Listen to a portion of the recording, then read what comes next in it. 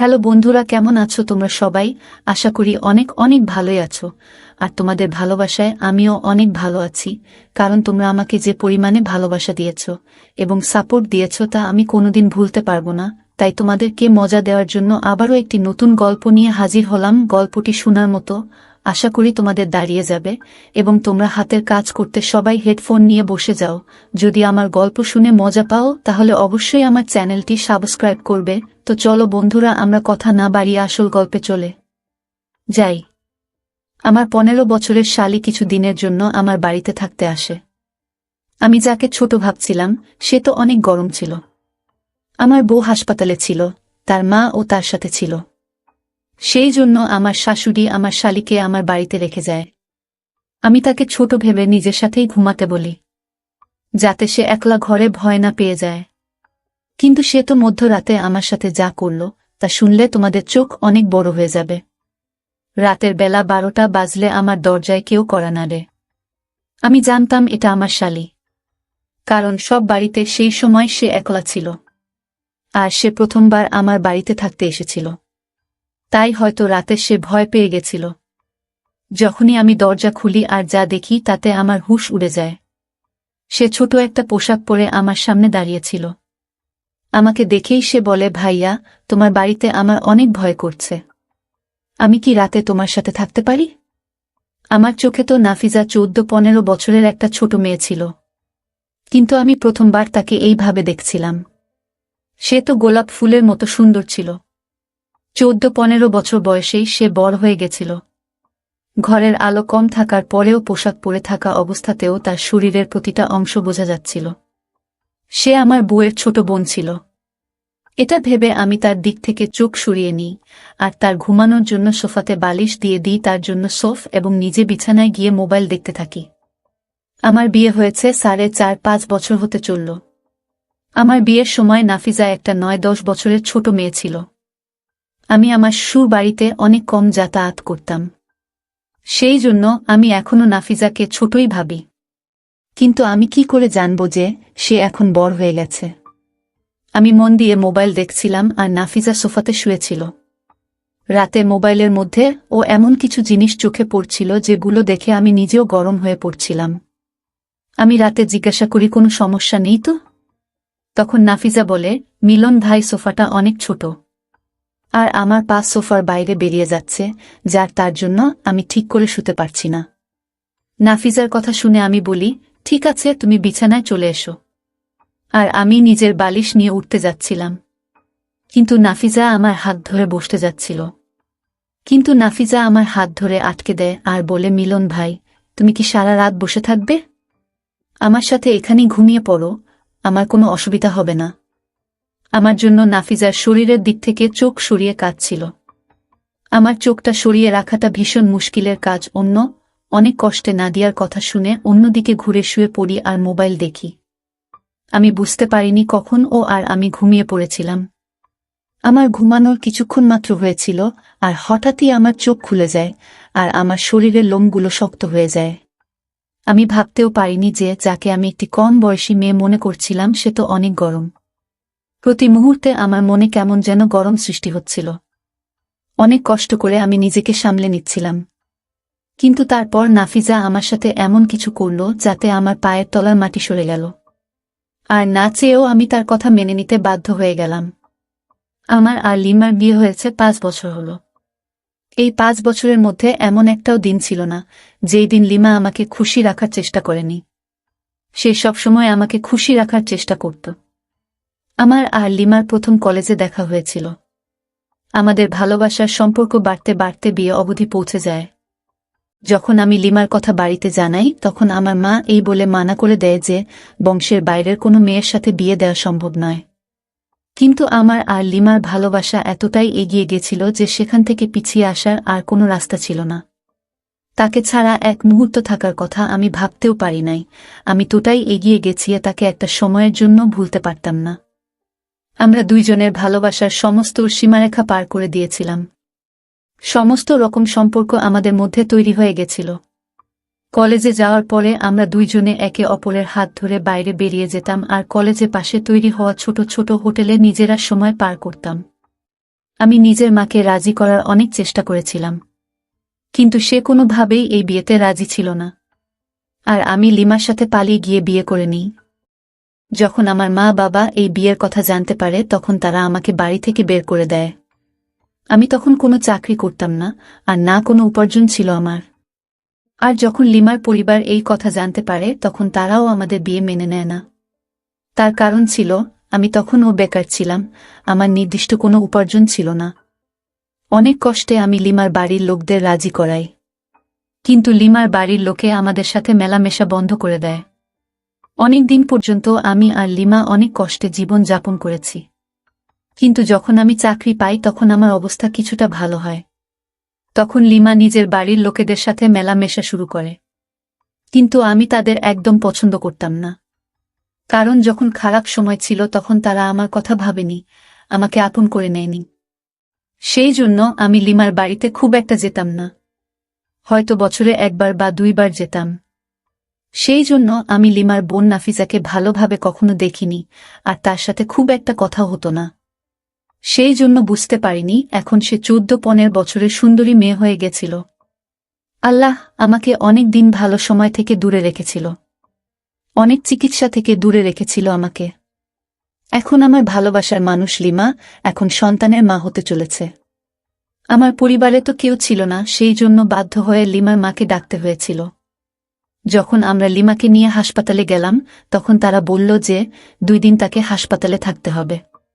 গর্ভবতী থাকাকালীন সময় সে অনেক দুর্বল হয়ে গেছিল, সেই জন্য তার কাজটা একটু কঠিন ছিল। লিমার বাবা কোনো কাজে শহরের বাইরে গেছিল, সেই জন্য লিমার মা তার বোনকে আমাদের বাড়িতে রেখেছিল, কারণ সে তাকে একলা ছাড়তে চাইছিল না। আমি অনেক দিন পরে লিমার বোন নাফিজাকে দেখছি, আর আমি তাকে দেখে অবাক হয়ে যাই। আমি তো লিমার সৌন্দর্যের জন্য পাগল ছিলাম, কিন্তু তার ছোট বোন তো তার থেকে অনেক বেশি সুন্দরী ছিল।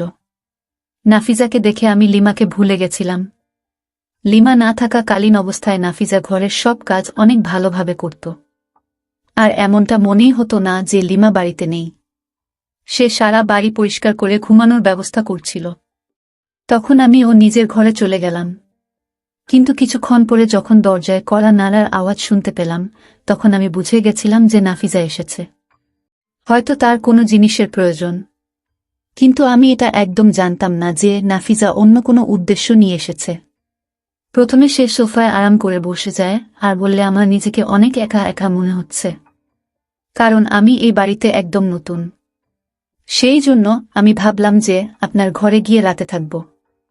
আমি নাফিজাকে বললাম, যা করেছ ভালো করেছ, তুমি এখানে চলে এসে ভালোই করেছ। এটাকে তুমি নিজের বাড়ি মনে করতে পারো, তুমি এখানে নিজের মতো করে থাকতে পারো। কিন্তু নাফিজাকে এইভাবে পোশাকটি পরতে দেখে আমার চোখ বারবার তার শরীরের দিকে চলে যাচ্ছিল। সে আমার চোখের দিকে তাকিয়ে অনেক শান্তভাবে কথা বলছিল। সে অনেক আস্তে আস্তে আমাকে বলছিল যে সে যখন আমাকে প্রথমবার দেখে তখনই আমাকে তার পছন্দ হয়ে যায়। তখন সে মাত্র 9 বছরের ছিল। সে বলছিল যে আমাকে দেখে তার দিদির পছন্দের প্রশংসা করতে ইচ্ছা করছিল, আর সে অনেক খুশি ছিল এই ভেবে যে তার দিদির ভাগ্য অনেক ভালো। নাফিজা বলতে থাকে সেই দিনের পর থেকে সে আমাকে পছন্দ করতে শুরু করে, আর সে প্রার্থনা করত যে তার জীবনে আসা মানুষটাও যেন আমার মতো হয়।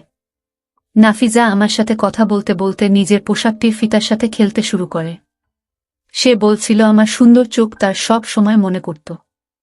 সে বলে সে অনেকবার আমার জন্য তার বাবার সাথে ঝগড়াও করেছে, কারণ সে চাইত তার বাবা যাতে আমাকে ক্ষমা করে দেয়, তাকে আপন করে নেয়, কারণ সে আমাকে দ্বিতীয়বার দেখার জন্য পাগল ছিল।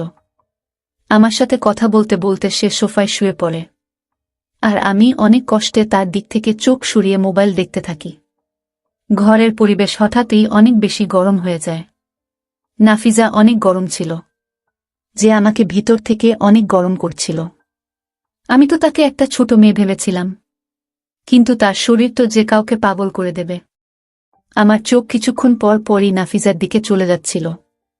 যখন তাকে আমি একটু অস্থির দেখি তখন তাকে জিজ্ঞাসা করি, কি হয়েছে নাফিজা? সে বলে এই সোফাটা অনেক ছোট, তাই আমি এখানে ঠিক করে শুতে পারছি না। এই কথা শুনে আমি তাকে বলি যে তুমি বিছানায় চলে আসতে পারো, আর সোফায় আমি শুয়ে পড়ছি। সে যখন বিছানার দিকে আসতে থাকে বিছানার দিকে আমি বিছানা থেকে উঠে যাই। নাফিজা তখনই আমার হাত ধরে নেয় আর বলে, মিলন ভাই, তোমার চিন্তিত হওয়ার কোনো কারণ নেই, এটা তো তোমার ঘর। আমি বিছানার একদিকে শুয়ে পড়ছি আর অন্যদিকে আপনি শুয়ে পড়ুন। নাফিজার এই কথা শুনে আমি অবাক হয়ে যাই, কিন্তু আমিও আরাম করতে চাইতাম। সারা দিন লিমার জন্য আমি হাসপাতালে অনেক দৌড়াদৌড়ি করেছি, সেই জন্য আমি বিছানার একদিকে শুয়ে পড়লাম আর নিজের মোবাইল দেখতে থাকি। নাফিজা থাকার জন্য গরম সামলে রাখা আমার জন্য ভীষণ মুশকিল হয়ে দাঁড়িয়েছিল। মোবাইল দেখতে দেখতে কখন ঘুমিয়ে পড়েছিলাম বুঝতেই পারিনি আমি। ততক্ষণ আমি আমার চোখ খুলি তখন মনে হয় কেউ আমার শরীরের উপরে হাত রেখে আছে। যখন আমার হুঁশ আসে তখন আমি বুঝতে পারি যে নাফিজা আমার অনেক কাছে শুয়ে আছে আর তার হাত আমার শরীরের উপর আছে। আমার মনের মধ্যে ঝড় উঠে গেল। নাফিজা জেনে বুঝে আমার গরমকে বাড়িয়ে দিচ্ছিল। সে তার কথায় আগেই বলেছিল যে সে আমাকে পছন্দ করে আর রাতের অন্ধকারে সে এইভাবে আমার এত কাছে। এটা দেখে এটা তো প্রমাণিত ছিল যে তার মনে আমার জন্য অনেক কিছু আছে। আমি একটা ছেলে, অনেক চেষ্টা করার পরে ও নাফিজার কাছে যাওয়া থেকে নিজেকে আটকাতে পারিনি আর আমিও তার কাছে চলে যাই। এমন মনে হলো নাফিজা যেন এর জন্যই অপেক্ষা করছিল। নাফিজা যখনই বুঝতে পারে যে আমি তার জন্য অনেক গরম, আমার যখন সমস্ত রকম সম্পর্ক তৈরি হয়ে যায়, দুইজনেরই চাহিদা যখন পূর্ণ হয়ে যায়, তখন নাফিজা নিজের ফোনে আমার কয়েকটা ছবি তোলে। যখন নাফিজা আমার অনেক কাছাকাছি ছিল, আমরা পোশাক ছাড়াই ছিলাম। আমি নাফিজাকে বলি, এই রকমভাবে ফোনে ছবি তোলা উচিত নয়। কিন্তু তখন নাফিজা বলে, যখন আমি তার সাথে থাকব না তখন সে এই ছবিগুলো দেখে নিজেকে সান্ত্বনা দেব। আমি তার এক একটা সৌন্দর্যে পাগল হয়ে গেছিলাম। তার সব সৌন্দর্য আমাকে দিয়ে দিয়েছিল। তার নরম গোলাপের মতো শরীর আমাকে পাগল করে দিয়েছিল। আর আমি এটাও ভুলে গেছিলাম যে আমার বউ হাসপাতালে আছে আর সে যে কোনো আছে, সে আমার সন্তানের জন্ম দিতে পারে। কিন্তু আমি কি করে জানতাম যে এটা আমার সব শেষ হবার শুরু ছিল। যখনই আমি হাসপাতালের জন্য রওনা দিই তখনই নাফিজা আমাকে ডাকে আর আমাকে ধরে আদর দিয়ে বলে, আমাকে কিছু টাকা দাও, আমি বাজারে যাব। নাফিজার কথা শুনে আমি তাকে 1000 টাকার 5টা নোট দিই আর আমার কাছ থেকে টাকা পেয়ে সে অনেক খুশি ছিল। আমি তার মুখে একটা আদর দিয়ে হাসপাতালের জন্য রওনা দিই। আমি সারা রাস্তায় অনেক খুশি ছিলাম। যখন আমি হাসপাতালে পৌঁছাই তখন আমার বউয়ের অবস্থা অনেক খারাপ ছিল। ডাক্তার বলে সে মৃত্যুর সাথে লড়াই করছে, যে কোনো সময় যা কিছু হয়ে যেতে পারে। লিমার মা ও অনেক বেশি চিন্তিত ছিল। এই কথা শুনে আমিও চিন্তিত হয়ে পড়ি। সারাদিন আমি লিমার সাথে ছিলাম, কিন্তু লিমার শারীরিক অবস্থার সাথে ছিলাম, কিন্তু লিমার শারীরিক অবস্থার কোনো উন্নতি হয় না। ডাক্তার বলে আরও কিছু দিন লিমাকে হাসপাতালে রাখতে হবে। এই কথা শুনে আমি কেমন জানি একটা শান্তি অনুভব করি। যতদিন লিমা হাসপাতালে থাকবে ততদিন আমি নাফিজার সাথে সময় পার করতে পারব। আমি ডাক্তারকে বললাম, দেখো যেন আমার সন্তানের কিছু না হয়। ডাক্তার আমাকে আশ্বাস দেন। রাত পর্যন্ত আমি হাসপাতালে থাকি। রাতের সময় আমি লিমার মাকে বলি যে নাফিজা বাড়িতে একা আছে, আমার বাড়ি চলে যাওয়াটা উচিত, কারণ হাসপাতালে লিমার সাথে একজন মহিলাই থাকতে পারবে। সেই জন্য লিমার মায়ের থাকাটা দরকার ছিল। আমি যখন হাসপাতাল থেকে বাড়ি ফিরি তখন নাফিজা অনেক খুশি ছিল। সে অনেক শাড়ি কিনেছিল আর এক একটা শাড়ি পরে পরে আমাকে দেখাচ্ছিল। সে তো আমাকে দেখে একটুও লজ্জা পাচ্ছিল না। সে অনেক সহজেই আমার সামনে কোনো পোশাক ছাড়াই ঘুরে বেড়াচ্ছিল। তার পোশাকগুলো এতটাই ছোট ছিল যে তার প্রতিটা শরীর বোঝা যাচ্ছিল। সে যখনই আমার কাছে আসত তখন আমি সব হুঁশ হারিয়ে ফেলতাম। হঠাৎই সে আমাকে জিজ্ঞাসা করে, আমি কি দিদির আলমারি খুলতে পারি? আমি বলি, এটা জিজ্ঞাসা করার কি আছে, তোমার দিদিরই তো আলমারি। তখন সে বলে, তাহলে আমাকে চাবি দাও। আমি তাকে চাবি দিই আর সে আলমারির সব জিনিস দেখতে থাকে।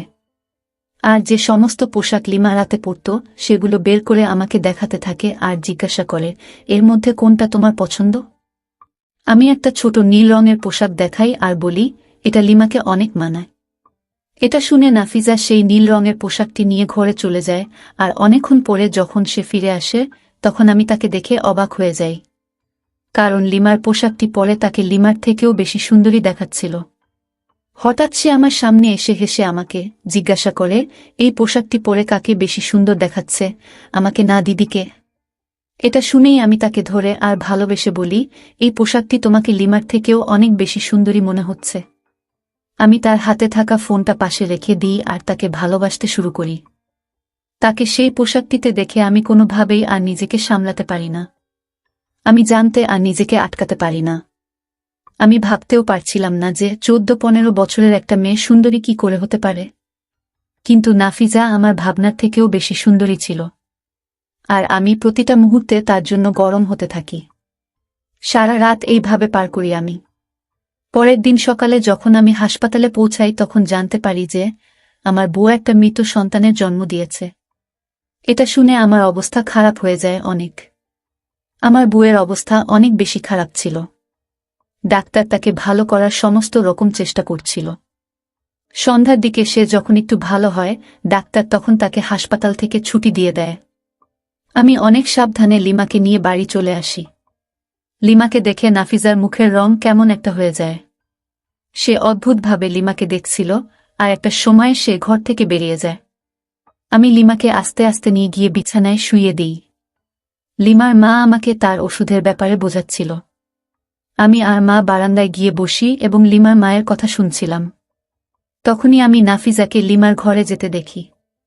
আমি একটু ভয় পেয়ে যাই। তবে আমি জানতাম যে নাফিজা লিমাকে এমন কিছুই বলবে না। কিছুক্ষণ পরে নাফিজা ঘর থেকে বেরিয়ে আসে আর নিজের মাকে বলে, চলো মা, এইবার আমরা বাড়ি ফিরে যাই। আর তারা নিজেদের বাড়ি ফিরে যায়। আমি একবার নাফিজার দিকে তাকালাম যখন সে চলে যাচ্ছিল, কারণ আমি জানতাম আজকের পর থেকে আমাদের দেখা করা অনেকটা কঠিন হয়ে যাবে। কিছুক্ষণ পরে আমি ক্লাস নিয়ে আমার ঘরে গেলাম, তখন দেখি লিমা চুপ করে বসেছিল। আমি তাকে জিজ্ঞাসা করলাম, কি হয়েছে? কোনো ব্যাপার না, একটা সন্তান চলে গেছে তো কি হয়েছে, আমরা আবার দ্বিতীয় সন্তানের জন্য চেষ্টা করব। লিমা আমার দিকে তাকায় আর বলে, যেটা আমি হারিয়ে ফেলেছি সেটা দ্বিতীয়বার আর ফিরে পাওয়া সম্ভব নয়। তার এমন কথায় আমি অবাক হয়ে যাই। এই কথা শুনে আমি তার সামনে বসি আর বলি, এমন কথা তুমি কেন বলছো? তখন লিমা বলে, নাফিজা আমার নিজের বোন নয়, বরং সে আমার পিসির মেয়ে। পিসির মৃত্যুর পরে বাবা তাকে আমাদের বাড়িতে নিয়ে আসেন।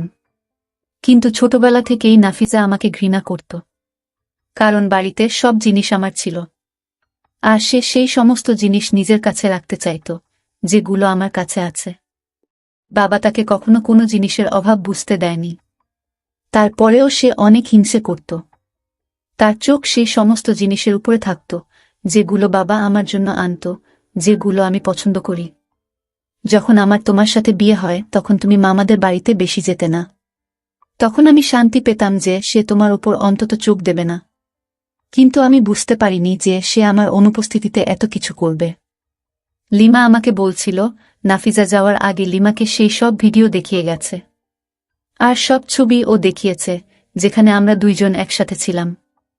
লিমার মুখে ওসব কথা শুনে আমি আশ্চর্য হয়ে যাই। নাফিজা সবকিছু ইচ্ছা করে করেছিল আর আমি তার হাতের পুতুল হয়ে গেছিলাম। লিমার চোখে আমার জন্য শুধু ঘৃণা ছিল।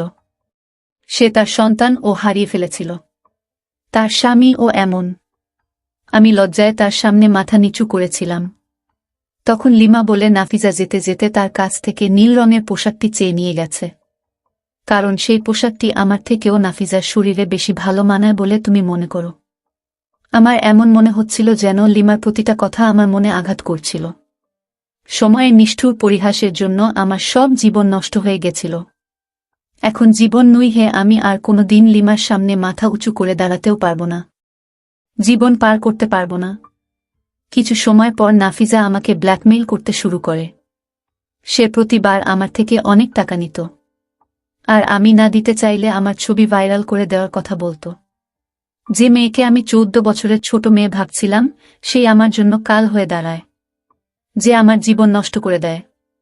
আমার আর লিমার মধ্যে সম্পর্ক একদম নষ্ট হয়ে গেছিল, কারণ লিমা এখন শুধু আমাকে ঘৃণা করত। তার চোখে আমার জন্য শুধু ঘৃণা ছিল। সময় আর ভুল মানুষটি আমাকে কোথাও মুখ দেখানোর মতো অবস্থায় রাখে না।